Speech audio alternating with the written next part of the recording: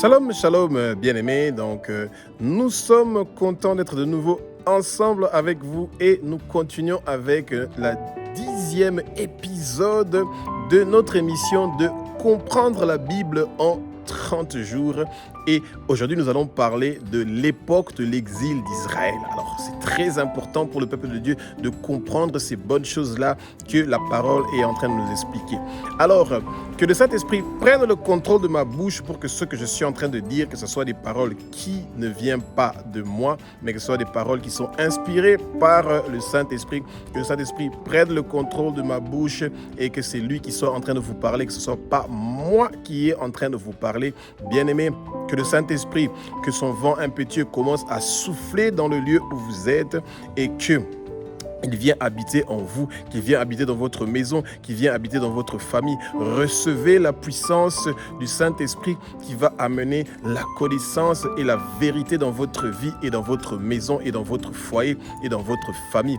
Bien-aimés, que le Saint-Esprit vous protège contre tout obstacle, toute barrière, toute limitation qui veut vous empêcher de recevoir la vérité et de le connaître. Bien-aimés, nous devons toujours nous préparer à recevoir la parole chaque jour de notre vie pour pouvoir grandir spirituellement. Nous ne voulons pas rester des bébés qui sont en train de boire du lait, mais nous voulons avoir la nourriture solide. Et le chemin d'avoir la nourriture solide, c'est celui d'étudier la parole et de devenir puissant dans la prière. Une prière qui est inspirée avec des paroles qui viennent de la Bible, ce sont les prières que le monde des ténèbres a peur et ce sont les prières que les chrétiens ont besoin. Le péché est toujours quelque chose qui affaiblit beaucoup de chrétiens, les êtres humains en général. Nous avons la facilité de faire les péchés et le Satan a compris que nous sommes faciles à manipuler et qu'il peut nous proposer la facilité, il veut nous proposer que nous puissions avoir la liberté de faire comme nous voulons. Bien aimé, c'est cette liberté-là que le Satan offre, de ne pas obéir au Seigneur, de ne pas faire les choses selon la volonté du Seigneur, mais selon notre propre volonté. Quand nous commettons les péchés, Jésus est mort sur la croix de Golgotha pour qu'il a payé le prix pour nos péchés. Et quand nous demandons pardon, quand nous nous repentons pour nos péchés, le Seigneur est prêt à nous pardonner pour nos péchés. Mais, il y a toujours un mais, il y a des conséquences sur des péchés que nous faisons.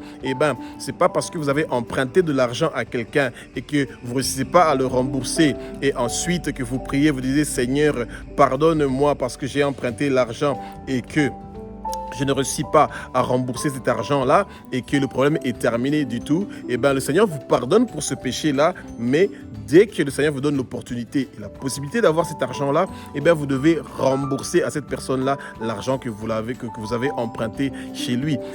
C'est la même chose avec la vie de nous, les êtres humains. Quand nous commettons des péchés, nous demandons pardon. Le Seigneur nous pardonne, mais il y a des conséquences. Et c'est pour ça que quand nous savons qu'il peut y avoir des conséquences, nous devons commencer à demander au Seigneur de nous éviter ces conséquences-là terribles que le monde de ténèbres veut profiter pour que nous puissions être sous des difficultés à cause des péchés que nous avons commis.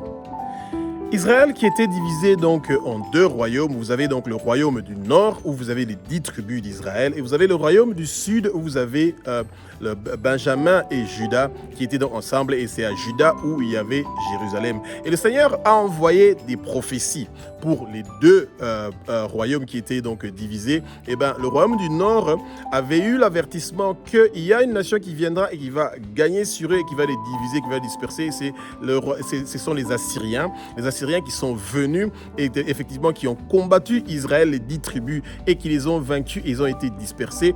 Et Jérémie était le prophète qui a été envoyé pour parler à Juda et à Jérusalem pour leur dire que attention, vous allez être déportés, vous allez être exilés et où vous allez partir en exil, vous allez être en exil pendant 70 ans. Bien aimé, le Seigneur, quand il est en train de faire quelque chose, il nous prévient toujours en avance de ce qu'il va faire. Et quand il le dit, nous pouvons toujours lui demander que sa volonté soit faite, mais si c'est quelque chose qui est mauvais, eh bien, nous devons essayer de contrecarrer cette chose-là et lui demander qu'il nous fasse une grâce. Vous savez, Ésaïe était parti pour voir Ézéchias et il a dit à Ézéchias que tu vas mourir. Et Ézéchias a commencé à pleurer. Et au même moment, le même prophète est revenu pour lui dire que le Seigneur te donne 15 ans et la conséquence, nous tous nous le savons.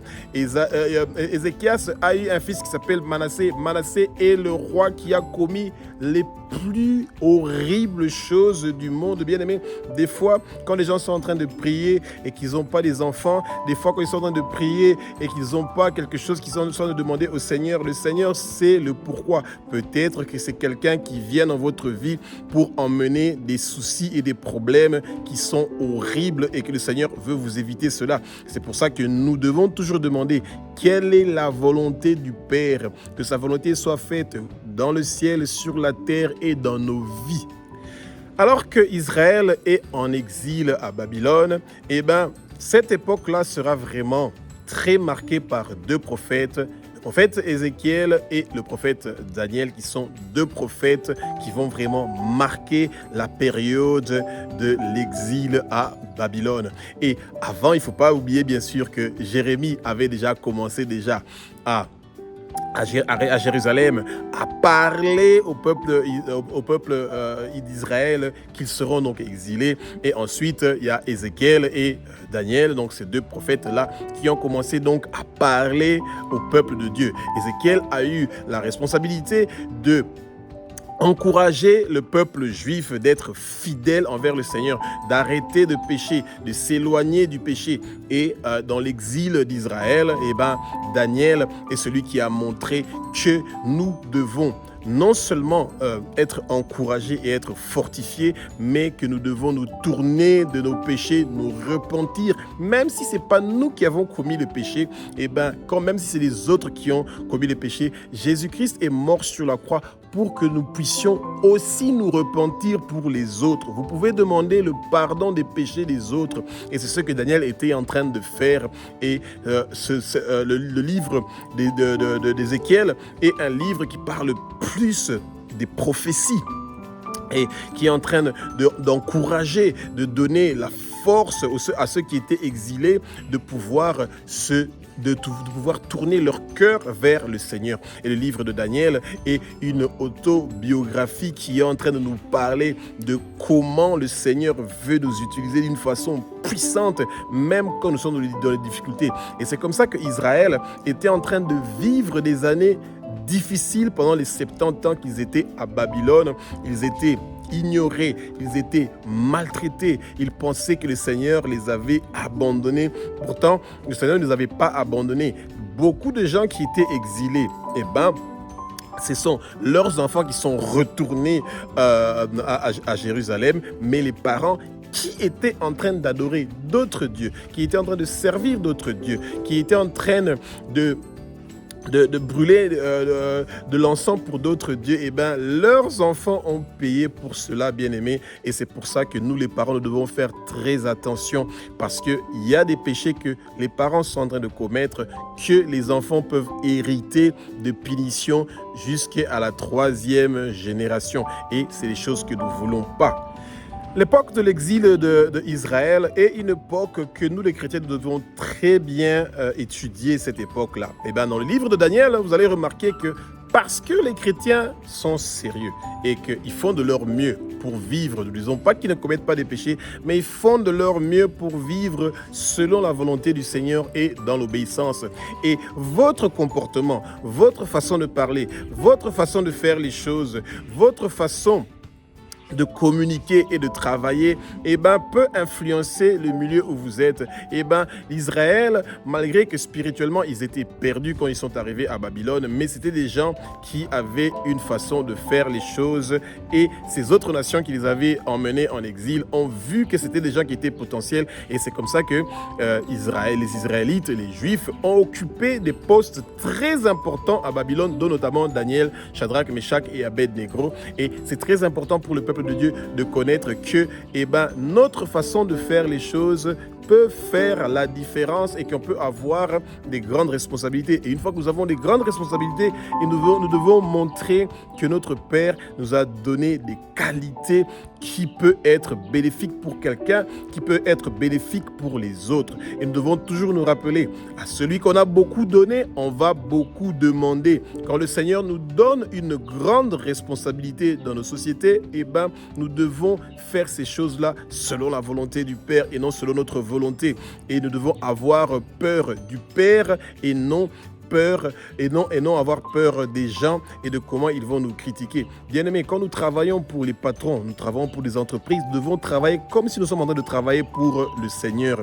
Nous ne devons pas penser parce qu'ils sont païens ou parce que, etc., que nous devons faire moins que ce que nous devons faire. Et ça, Daniel, Shadrach, Meshach et Abednego ne l'ont pas fait. Ils ont travaillé pour le roi de Babylone comme s'ils étaient en train de travailler pour leur Seigneur qui est Dieu, malgré que ils étaient en train de vivre des moments difficiles parce qu'ils savaient qu'ils étaient en exil, ils étaient à l'étranger, ils étaient ailleurs, mais ils ont continué à persévérer dans la croyance du Seigneur, dans la prière, et ils prenaient le temps d'étudier la parole. Et c'est comme ça que Daniel avait réalisé que l'heure des 70 ans de l'exil était terminée et qu'Israël devait être préparé pour rentrer à Jérusalem. L'époque de l'exil sera aussi marquée par un changement de pouvoir. Babylone a dominé Israël pendant longtemps. Ils ont pris Jérusalem, ils ont complètement détruit. Ils ont pris les objets qui étaient dans le temple, ils ont emmené ça à Babylone. Ils ont fait la fête, ils ont fait tout ce qu'ils voulaient faire. Mais leur jour était compté, bien-aimés. Les ennemis qui sont en train de vous fatiguer, qui sont en train de vous souhaiter du mal, qui veulent se moquer de vous pendant vos moments qui sont difficiles, bien-aimés, ne vous fatiguez pas de prier et de demander au Seigneur de vous donner une protection spéciale et qu'il s'occupe de vous parce qu'il est celui qui connaît le début et il est celui qui connaît la fin. Parce que son nom, c'est l'Éternel des armées, celui qui est en train de combattre pour vous, bien-aimés. Et Babylone a dominé Israël pendant longtemps et ensuite le royaume perse est venu. Et c'est là que le royaume perse est venu pour finir avec Babylone.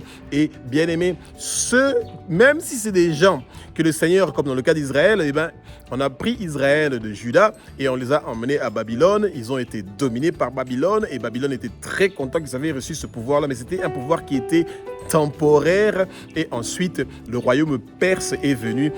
C'est le royaume perse qui est venu pour terminer la grandeur que Babylone avait disparu. Et c'est comme ça que le Seigneur s'est vengé quand même de ce peuple-là de Babylone qui avait maltraité son peuple. Donc, c'est pas seulement les devins qui avaient maltraité Shadrach, Meshach, Abednego et Daniel qui ont eu leur sauce ou qui ont eu leur récompense. C'est aussi les autres peuples qui avaient persécuté Israël et son peuple qui ont reçu leurs conséquences. Bien aimé, même de nos jours, quand les gens sont de dire je suis pro-palestinien, etc., la Palestine n'existe pas. C'est une nation qui a été créée par l'Empire romain. Israël est la seule nation qui existe là-bas. La Palestine n'existe pas, mais bon, pour les gens qui y croient, tant mieux. Et pour nous qui sommes les chrétiens, nous devons prier pour Israël parce que sans cette nation-là, nous n'allions jamais connaître Jésus-Christ de Nazareth. Ce sont ses frères et ses sœurs Israël et ils sont les frères et les sœurs de Jésus-Christ de Nazareth. Et quand Jésus-Christ de Nazareth va revenir, il sera très content de rencontrer ses frères et les sœurs.